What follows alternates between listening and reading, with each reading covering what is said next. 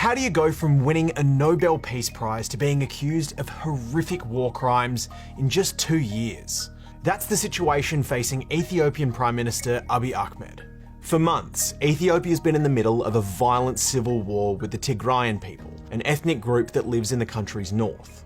As many as 50,000 people are said to have died, which, if true, is more than any conflict anywhere in the world in 2021. Undoubtedly the major humanitarian crisis in the world today. Abiy's government is being accused of committing war crimes and putting millions of its own citizens at risk of dying from starvation. And the United Nations has just announced that more than 400,000 Ethiopians are currently experiencing famine. There is absolutely no doubt that international crimes on a horrendous scale have been perpetrated. So, how did it go from a Nobel Peace Prize to this? To answer that question, we need to take a closer look at the rise of Abiy, as well as the 4 stages of Ethiopia's recent leadership. Ethiopia is a diverse country with distinct regions and lots of different ethnic groups, like the Tigrayans. That's because for centuries, right up until the 1970s, Ethiopia was actually an empire ruled by an emperor, one of only 3 in the world at the time. This empire was built on conquered nations, and many of the ethnic groups within the empire were treated as second or even third-class citizens. One of the nations taken over by the empire was Eritrea. It's a key part of this story, so remember that name. Eventually, the Ethiopian Empire was replaced by a brutal communist dictatorship led by Colonel Mengistu. A very brutal government that killed untold number of Ethiopians, that really was destroying the foundation of the nation. They have what is called the Red Terror, where there's killing of large numbers of political opponents. At least 30,000 people are killed during that period alone. Militias around the country popped up in response, and civil war raged for decades. 2 of the strongest militias were the Tigray People's Liberation Front and the Eritrean People's Liberation Front. When Mengistu was finally overthrown in 1991, Eritrea declared independence, leaving the TPLF as the most powerful force in Ethiopia. The TPLF formed a coalition with other political parties known as the EPRDF that went on to rule the country for almost 30 years. During this period, the country did make a lot of progress and began to develop its economy, but it wasn't quite as open and democratic as some had been hoping. The coalition effectively made Ethiopia a one-party state, and because Tigrayans dominated that coalition, they basically ran the country, even though Tigrayans were only about 6% of the population. While in power, the Tigrayan political elite ruled with an iron fist. The TPLF-dominated EPRDF has always been a very authoritarian, highly repressive system. Political opponents and activists were known to be thrown in jail, journalism was restricted, and elections were regularly accused of being rigged. To add to all of this, a war with Eritrea began in 1998, a conflict that would go on to last for decades. Just quickly, the TPLF was accused of favouring Tigrayans while in power, but even if this was the case, the region of Tigray still remained extremely poor. I personally went to the Tigray region. The people are the poorest people I've ever seen. Eventually, frustrations against the TPLF and EPRDF started to boil over. There was a persistent protest movement that began in 2015 and went all the way up to 2017, forcing the then Prime Minister to resign. The man the government chose to replace the outgoing Prime Minister was Abiy Ahmed, and this is where he comes into the story. Abiy was seen as a young and dynamic politician, and often spoke of peace, reconciliation, and unity. The impression that was created was that this is going to be a man that would turn stone into gold. Even though he wasn't Tigrayan, to the TPLF, Abiy seemed like a safe choice. He was popular, already a part of its coalition, and they believed he would keep the status quo and help the TPLF maintain its influence. But Abiy had other plans in mind.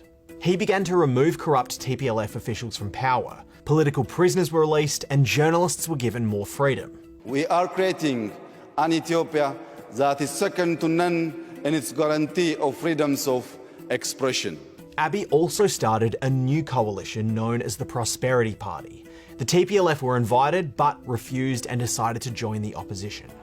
Abiy's most well-known act, however, was reaching out to Eritrea and ending the war that had been going on for decades. This is how he won the Nobel Peace Prize. I truly believe peace is a way of life, war a form of death and destruction. Things seemed like they were going well for Ethiopia, and that they were finally moving away from years and years of authoritarian rule. But inside the country, conflicts between ethnic groups were flaring up. Abiy responded to all of this by going back to some of the methods used by those before him. Once again, political opponents were being locked up, journalists were put under pressure, and police were responding brutally to protest movements building across the country. In our report last year, we documented that tens of thousands of people were arrested in military camps. Although some say Abiy had already been working to shut down opponents and cement his power before all of this. Then came COVID. Like many other nations, Ethiopia decided to postpone its elections. Opponents accused Abiy of using the pandemic as an excuse and said that he didn't want to face an election. The Tigrayans went one step further and defied the government by holding their own elections the following month. What followed were reports of the Ethiopian government mobilising its military. And in the early hours of November 4th, while the rest of the world was watching the US election, Abiy issued a statement that the Tigrayans had attacked a military base and that they'd be forced to respond with military action. The two sides were now at war, although Abiy and his government refused to refer to the situation as a war. In the early stages, it was referred to as a law and order operation against politicians who had defied the government and needed to be brought to justice. Abiy also said it would be over in weeks and would be entirely bloodless. After a while, it became clear that both of those statements weren't true. In the first couple of months, no one outside of Ethiopia really had much of an idea of what was going on. This is a war that has been fought in darkness. Internet access was shut off. Journalists were not allowed to go. There was no cell phone access. Details started to trickle out eventually, with more than 60,000 Tigrayans fleeing across the border into Sudan.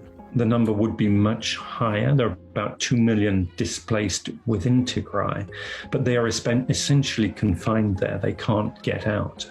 They came with stories of not just fighting between the military and militias, but of massacres of civilians and widespread sexual violence. 13 years. They killed a 13-year-old child? Yes. You have to address the world to come soon.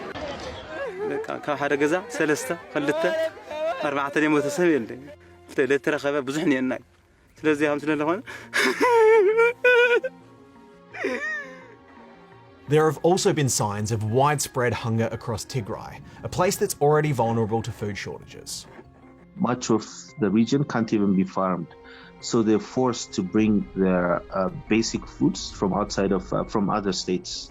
On the land that actually is usable, many farmers have been prevented from planting crops.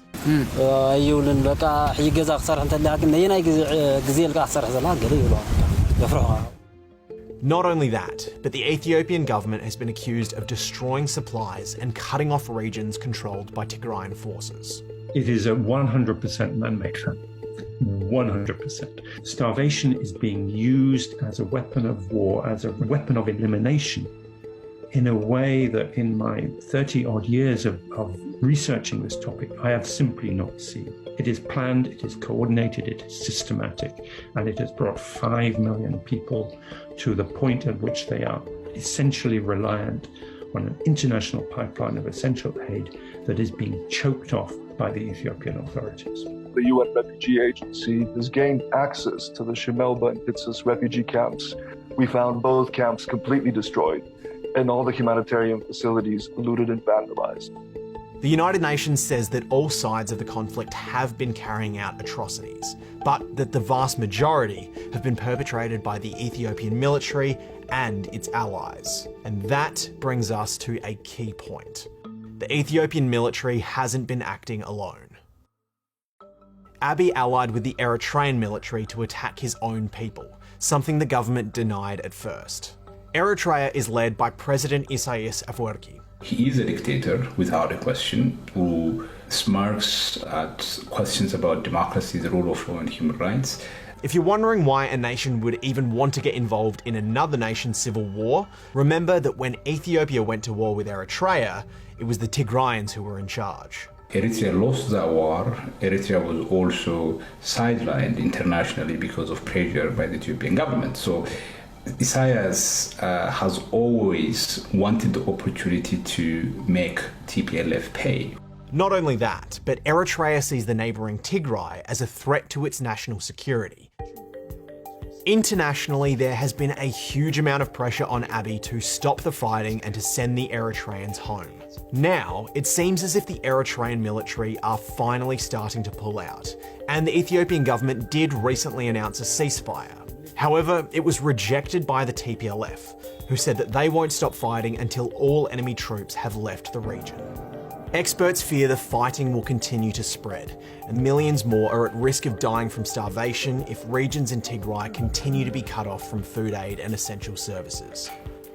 The Ethiopian government continues to deny that this is happening, even though there have been reports of trucks with aid being held up and bridges into towns being destroyed. There is no hunger in Tigray, there is a problem in Tigray, and the government is capable of fixing that. So, what happens next? One solution being floated is that Tigray separates from Ethiopia and becomes its own independent nation. It might seem like a simple solution, but experts warn it would likely be disastrous and lead to more violence and potentially even Ethiopia completely falling apart if other ethnic groups in the country try to follow the Tigrayans' lead and push for independence themselves. One of Africa's biggest countries collapsing would be disastrous for its neighbours and likely lead to fighting over territory and an even bigger refugee crisis. According to experts, the only way to get through this without further violence is getting all of the ethnic group leaders and political party leaders together to negotiate a path to peace and a new direction for Ethiopia. The only ways through which Ethiopia could hope to achieve that is through a national dialogue process, and the Ethiopian government has so far rejected the possibility of national dialogue. Instead of a national dialogue, Abiy decided to hold the elections that he'd originally postponed because of COVID during a time of civil war and widespread violence, effectively achieving the opposite of a national dialogue by excluding millions of Ethiopians who weren't able to participate.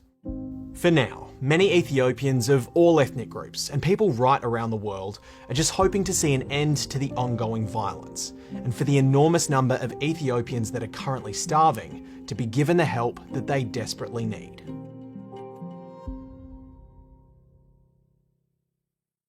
Thanks for watching. If you haven't already, make sure you hit subscribe and check out our international politics playlist. It's got a bunch of other in-depth explainers just like this one on everything from the Israeli-Palestinian conflict to the recent coup in Myanmar.